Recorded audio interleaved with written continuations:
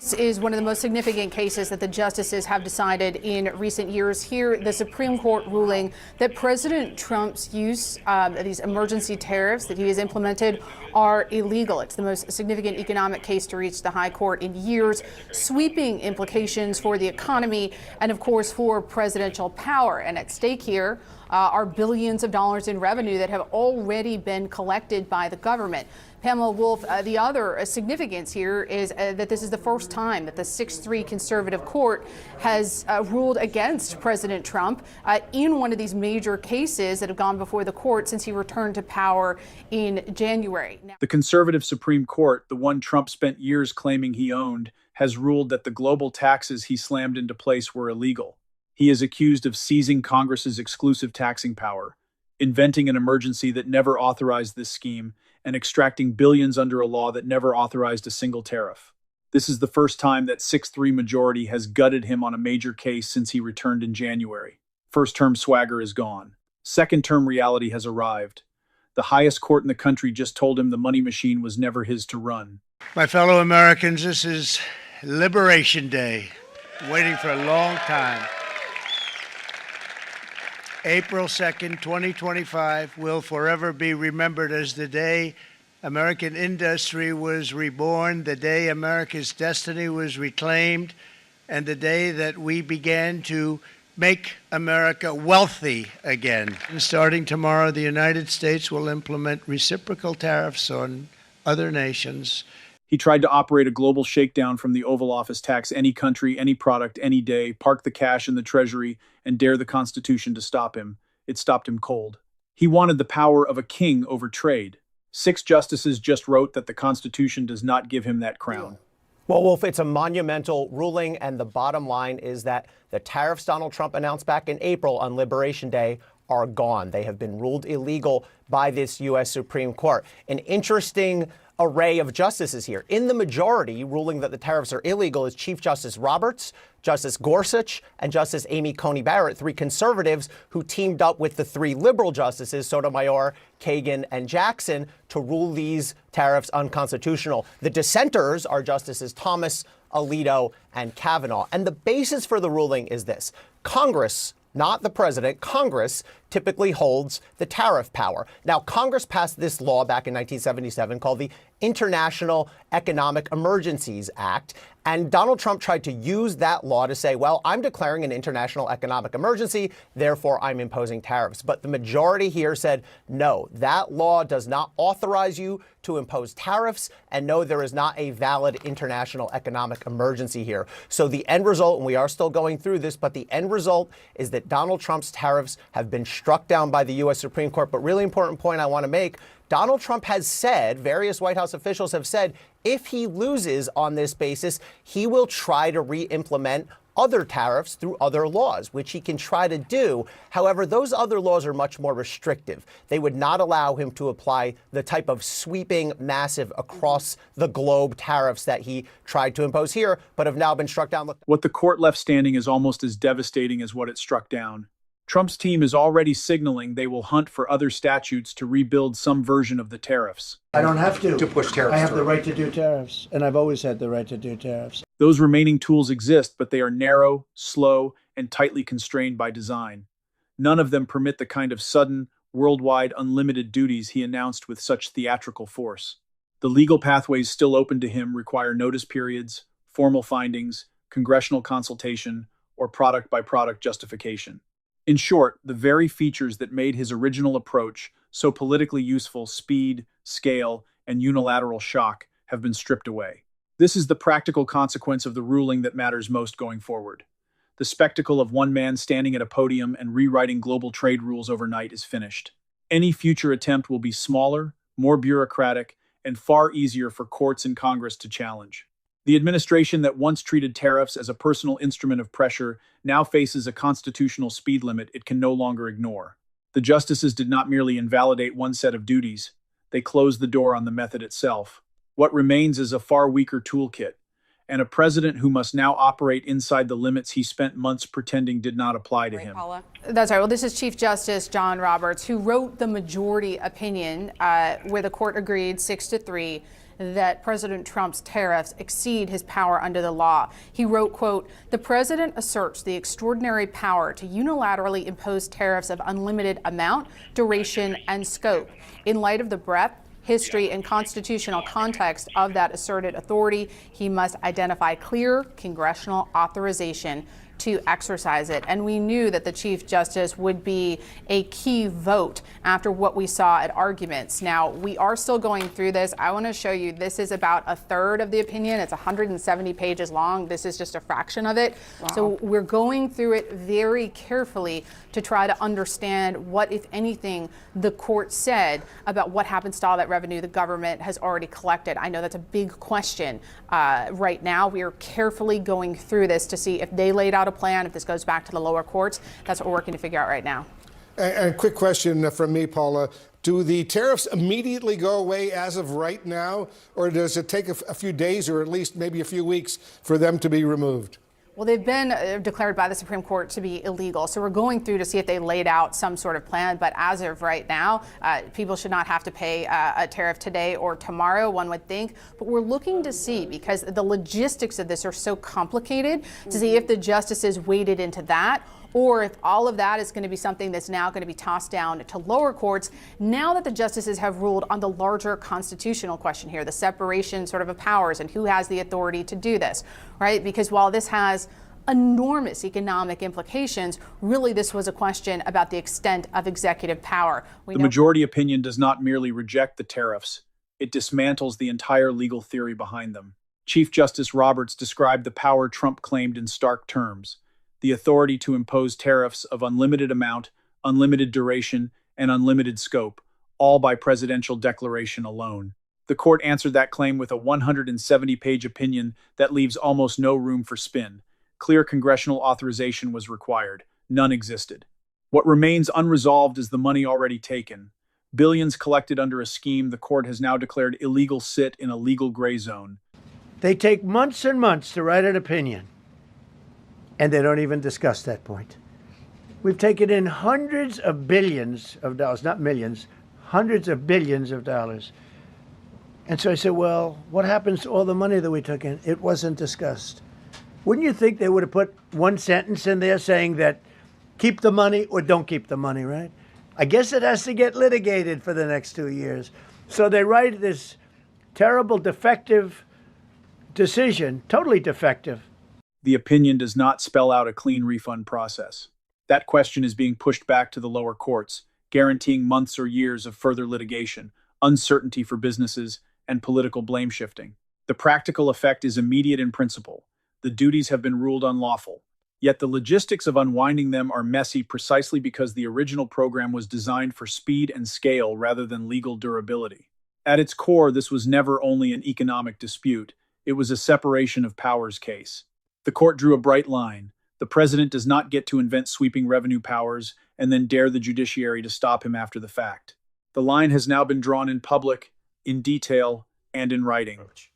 So this ruling didn't come as much of a surprise after the oral argument. It seemed like the Supreme Court was likely to strike down the tariffs. The real question was how many justices would join to strike the tariffs down, and would they be able to coalesce around a particular rationale? I think probably from the justices' perspective, it's not a personal rebuke as much as it's a legal rebuke. Under the court's precedent, for the president to exercise this kind of sweeping power, they're saying Congress needs to be really clear before it hands over that power. And they're saying we just don't see it here this time.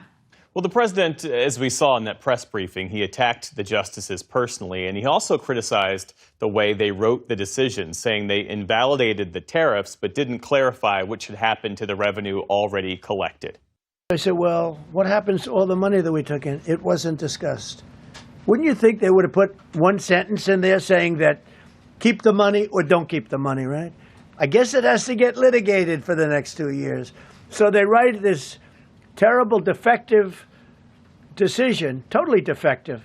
So what do you make of that? And earlier this evening, you have the governor of Illinois, J.B. Pritzker, demanding a $1,700 refund per family for the people of his state. The only real reference to it is in Justice Brett Kavanaugh's opinion for the three dissenting justices. The lack of reference to the refunds is complicated by the fact that the litigants who were actually before the Supreme Court in these cases had been promised immediate refunds by the federal government if they prevailed. And it wasn't actually part of the question before the Supreme Court. The only question before the Supreme Court was, does this federal law, the International Emergency Economic Powers Act, authorize the tariffs that the president imposed? Could the Supreme Court have said something about the refunds? Maybe, but it wasn't entirely surprising that they didn't do it. Watch how Trump responded the moment the ruling landed. He did not address the constitutional holding. He attacked the justices themselves. In a public briefing, he called their decision terrible and totally defective, then complained that the court had failed to tell him whether he could keep the money already collected. The focus shifted instantly from the legal limits of presidential power to personal grievance and institutional blame. That reaction matters. The court framed its decision as a legal rebuke, not a personal one. Trump treated it as an insult. The same president who spent years demanding loyalty from the judiciary now publicly questions the competence of the very court he helped shape the moment it constrains him. Meanwhile, the practical fallout is already political. Governors are demanding refunds for their residents. The governor of Illinois has publicly called for a $1,700 refund for every family in his state. Other officials are preparing similar claims. The political pressure is shifting from the courtroom to the states and to the Treasury, and the administration is left without a clean legal answer. The absence of clear guidance on the collected revenue has opened a second front of conflict that will play out in lower courts and state houses for months. The court did its institutional job. The president answered by questioning the institution itself. Well, the Supreme Court is well aware of the constitutional history of generating revenue, a power explicitly reserved to Congress in its origination in the Constitution. And before we had an income tax in this country, we raised revenue principally through tariffs. And there were lots of conflicts that previous Supreme Courts dealt with about the legality of those tariffs. That precedent is a backdrop for this. President Trump has jawboned and criticized this court, saying if you rule against me, you're going to destroy our economy, waging a very aggressive public relations campaign. But the court cares what the Constitution says and what precedent says. It's interesting to note, Tony, this 1977 law that Jan and others have referred to grew out of a crisis with Iran after the Iranian Revolution. And it has been used principally to freeze assets or to levy sanctions. The Trump administration told the Supreme Court it had almost unlimited powers to impose tariffs, not just as an economic matter, but as a diplomatic cudgel. And what the court said, and I think this is important, summarizing the administration's argument before, that view would represent a transformational expansion of the president's authority over tariff policy. It is also telling, the court wrote, that in the IEEPA's half-century, that's the law of existence, no president has invoked the statute to impose any tariffs, let alone tariffs of this magnitude and scope. So essentially what the court is saying is, we have a Congress. Congresses negotiate laws with presidents as this law was negotiated. If you follow that law, you can do it. If you expand way beyond that law, you can't. The court did not scold a bargaining style. It rejected a theory of office. Start with the statute's actual job. IEEPA was built as a sanctions and asset tool after a hostage crisis, then stretched, decade after decade, around foreign threats that looked nothing like a customs schedule. Presidents used it to freeze banks, block designated persons, and cut regimes out of the dollar system. That is a wartime-adjacent toolkit. It is not a license to redesign the price of every imported washing machine, auto part, toy, or semiconductor, because a president wants leverage in a press conference. The administration's ask was larger than a rate fight. It told the justices that regulate importation could be read as a roaming power to tax the planet and to use that tax as a diplomatic club, raise it to punish a government, cut it to reward a concession, move it again if the headline changed. In American law, a tax is not a mood. It is a legislative act. Article 1 puts duties, imposts, and excises in Congress for a reason older than the income tax. The people who pay are supposed to be able to fire the people who levy. A president who can write the levy from the resolute desk short-circuits that chain. That is why the silence of history matters more than any talking point about toughness. For roughly half a century, administrations of both parties found IEEPA useful for sanctions and still did not treat it as a tariff code. They knew where the line was. They used Section 232 when they wanted a national security duty on steel or aluminum, with investigations and findings. They used Section 301 when they wanted to target unfair trade practices, with dockets and country-specific records. They used narrower escape valves when they wanted temporary balance of payments tools. Those statutes are annoying on purpose. They force paper, findings, time limits, and a theory that can be tested. IEEPA was attractive because it promised speed without that paper. Speed without paper is how a tax becomes a personal instrument. Look at how the machine actually moved in 2025. A Liberation Day schedule 1 week, a jump on Chinese goods from 34% to 84% days later, another jump to 125% the day after that. That is not an emergency finding maturing with new facts. That is a president discovering he can treat the tariff line like a volume knob. Companies cannot build a factory on a volume knob. Ports cannot staff for a volume knob. A family buying groceries does not get a briefing when the knob turns. They just meet the price. The legal doctrine underneath the holding is older than this court. In the 1952 steel seizure case, Justice Jackson mapped presidential power as strongest when Congress has authorized the act, weaker when Congress is silent, and at its lowest ebb when the president pushes against the legislative design. A peacetime global tariff program built on a sanctions statute sits at that lowest ebb. It does not become lawful because the president calls the trade deficit an emergency or because fentanyl is real and horrific. Real problems do not mint extra clauses in the U.S. Code. If they did, the emergency declaration would be the most valuable legislative power in Washington, and it would belong to one person. Critics will say the court tied the president's hands in a dangerous world. That is the oldest defense of extra-constitutional shortcuts. The hands were tied on purpose. Revenue is how governments fund armies and also how they crush opponents. The founders had watched kings do both. They put the first enumerated power where they put it so that a popular general or a popular demagogue could not finance a private foreign policy out of other people's invoices.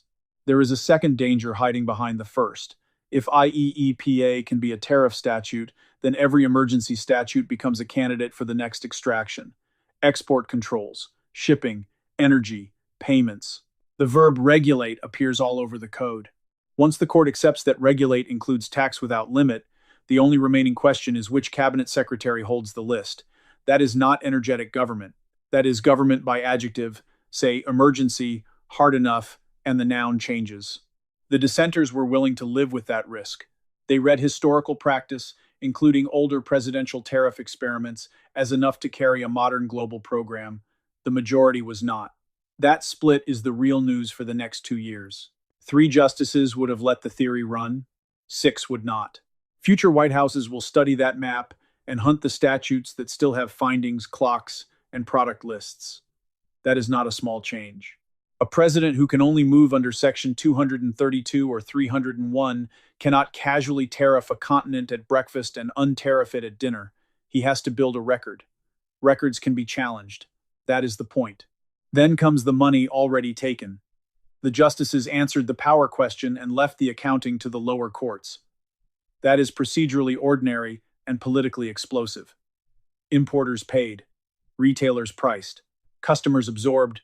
Some plaintiffs were promised refunds if they won. Everyone else is now a claimant in a mess, the executive created by collecting first. Watch who tries to turn that mess into a talking point about the court wrecked the Treasury. The Treasury was filled under a theory the court has now rejected. A government that keeps a tax after the warrant dies is not collecting revenue. It is holding a disputed take. Trump's public campaign against the justices before the decision was not ambient noise. It was an attempt to make economic fear do the work of statutory text. Rule against me and you wreck the country is not a legal argument. It is a hostage note written to a co-equal branch. The court declined the role of campaign prop.